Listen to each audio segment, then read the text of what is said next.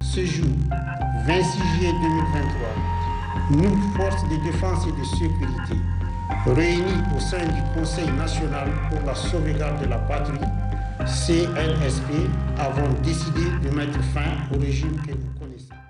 In the early morning hours of July 26, 2023, a sudden and unexpected storm swept over Niger. But this storm wasn't of a meteorological kind. It was a political coup, a sweeping wave that seized power from the democratically elected president, Mohamed Bazoum. But as dawn broke over the city of Niamey, a chilling realization set in.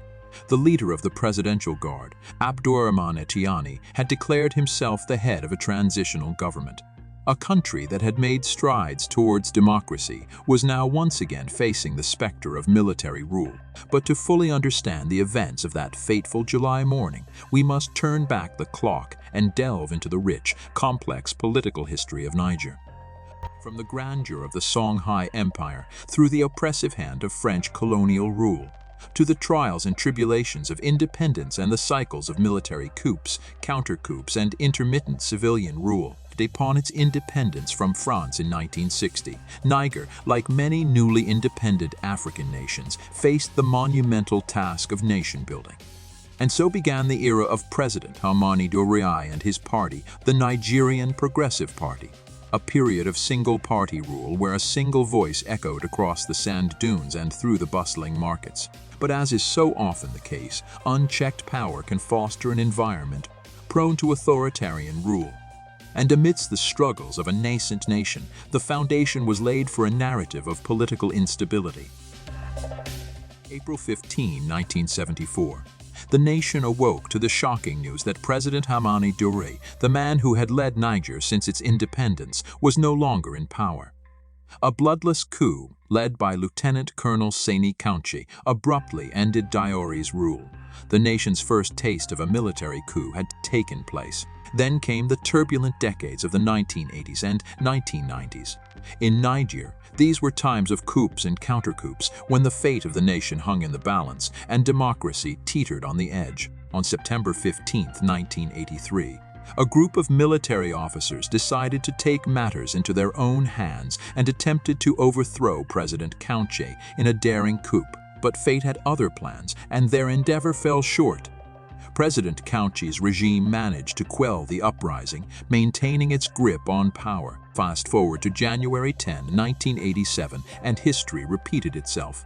President Kountché faced yet another coup attempt, this time led by Colonel Ali Saibou. But once again, the attempt failed, and President Kountché's leadership persevered against the odds.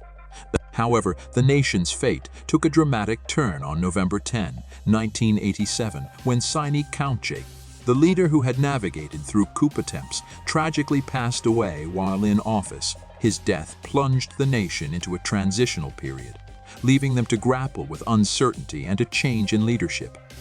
Fast forward to the year 1996. The drums of dissent once again reached a deafening crescendo. Army officers, motivated by a desire for economic reform, seized control and ripped the country's political fabric apart. President Mohamed Ousmane and Prime Minister Hama Amadou were ousted from their positions, angering the former colonial power France. Rising from the chaos, Lieutenant Colonel Ibrahim Ber Mainasara emerged as the country's leader.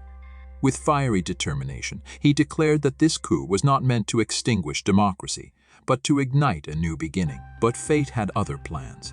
In 1999, tragedy struck as Mainasara fell victim to a deadly ambush at Niamey Airport, leaving the nation reeling and vulnerable once more. In the midst of uncertainty, Dayuda Malam Wanke, commander of the Presidential Guard, seized the opportunity to take the reins of power.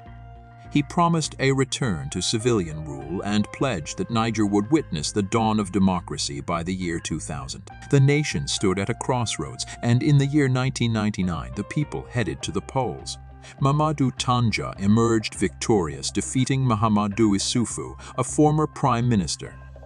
International observers acknowledged the election's fairness, yet the ghosts of the past still haunted Niger. As the new decade dawned, political tensions once again ignited like a powder keg ready to explode.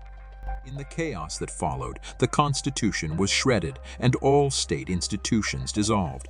The military government vowed to create a shining beacon of democracy and governance.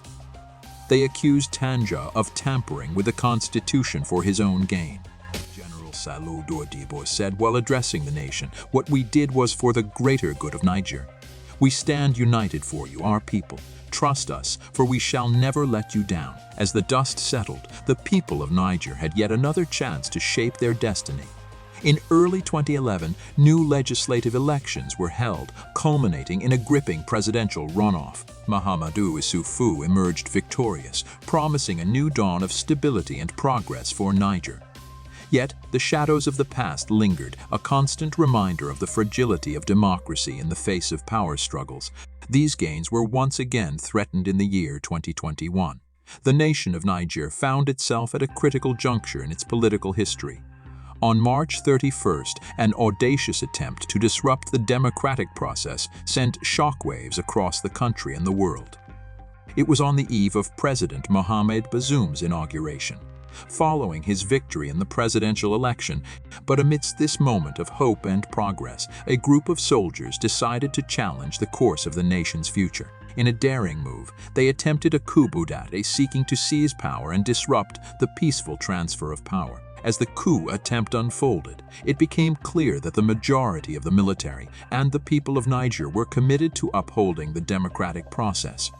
The coup plotters were swiftly apprehended, and their attempt to derail the nation's progress was thwarted. In the aftermath, the nation celebrated its resilience and unity against those who sought to disrupt its democratic path. Fast forward to 2023, another wave of disruption rose on the horizon.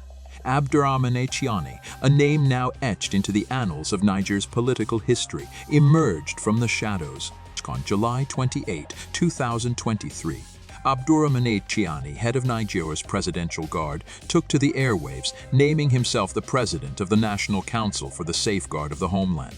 But wait, there's more to the story. He justified the coup, claiming it was necessary to prevent the gradual and inevitable demise of the country. Tchiani criticized Bazoum's administration, accusing it of failing to address the nation's security challenges, leading to casualties, displacement, humiliation, and frustration among the citizens.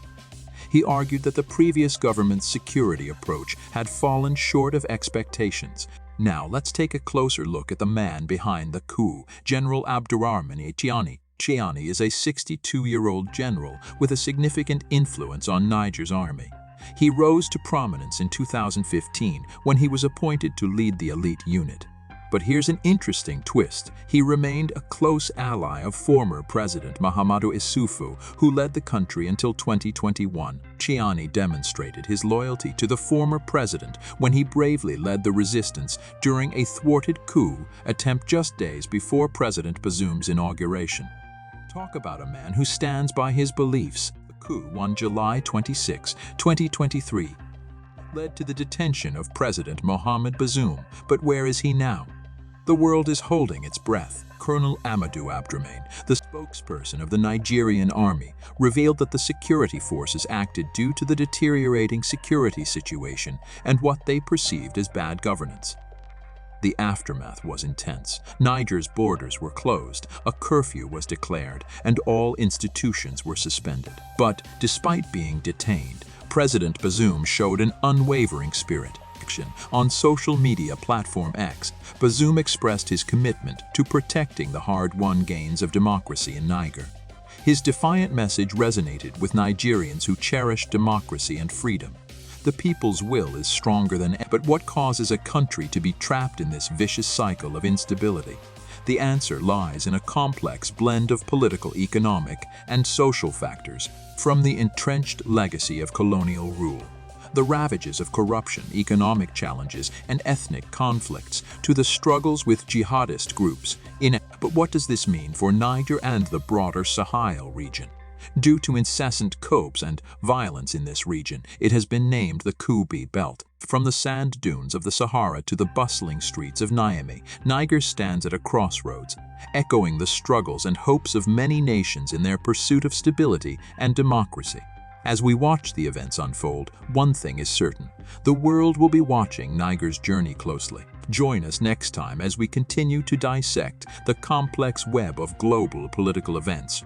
Don't forget to like, share, and subscribe for more insightful videos.